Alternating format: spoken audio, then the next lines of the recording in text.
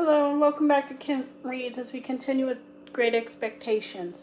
Chapter 8, My New Life. I made the journey to London in a 4-horse stagecoach in about 5 hours. I would have been frightened at being in such a big city, except I found it dirty and full of ugly, narrow, crooked streets. I went once to Mr. Jagger's office. He told me what my allowance would be, a sum that seemed enormous to me. He also gave me business cards of tailors and various other tradesmen from whom I could buy on credit, with the bills being sent to Mr. Jaggers. This would be a convenience to me, but it also allowed Mr. Jaggers to keep track of my spending. He then ordered his clerk, Mr. Wemmick, to guide me to the rooms I was to share with a young Herbert Pocket. Mr. Wemmick was a short, dry man, but his eyes were keen and glittering. He led me to a Bernard's Inn, a collection of buildings around the courtyard. We passed through the gate, entered one of the buildings, and walked upstairs to rooms on the top floor. A note was stuck over the mailbox.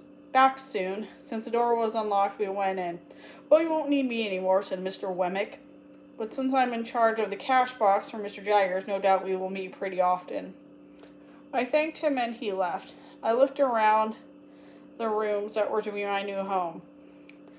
They were large enough and seemed even larger, for they had little furniture in them. Also, they were not very clean, but then they belonged to a bachelor. In about 20 minutes, I heard footsteps in the hall, and a pale young man entered carrying a container of strawberries. Half out of breath, he smiled widely and said, "Mr. Pip?" I smiled back. "Mr. Pocket?" "I am so sorry I was out, but I wasn't sure what time the stage got in, and it occurred to me that you might like some fresh fruit with your dinner, so I dashed it out." That was the first indication I had of Herbert's kindness. He certainly heard my thanks, for he was rattling on about our living arrangements.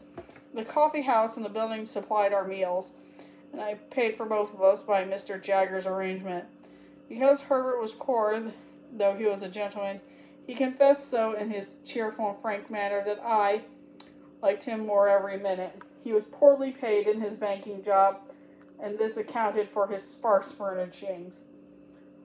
By the time I unpacked, a waiter had brought up a delicious dinner of chicken, melted butter, cheese, and crusty bread.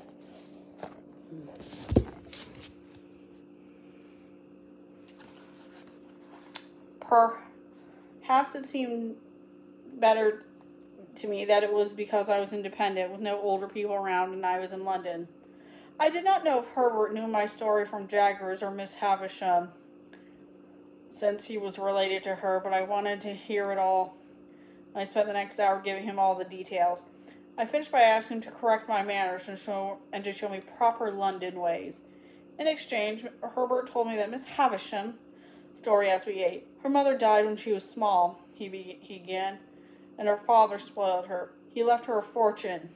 By the way, Pip, in London it is not customary to put the knife in the mouth. The fork is used for that purpose. It's a minor suggestion. He said that in such a lively manner that I hardly blushed, but rather thanked him. Herbert continued with his story. Miss Havisham fell in love with a handsome man, whom my father distrusted.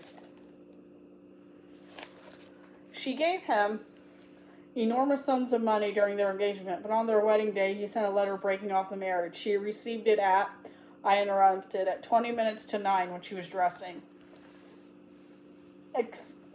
Exactly, said Herbert. She stopped all the clocks, and everything was kept untouched to this day. A small matter, dear Pip, but it is not necessary to empty your wine glass so deeply it rests on your nose. I quickly put my glass down and thanked him again for his correction. Then I asked, why didn't he marry Miss Havisham and that way control her money?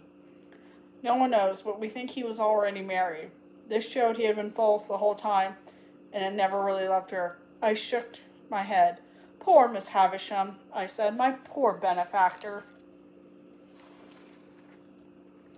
That's the end of that chapter. See you later.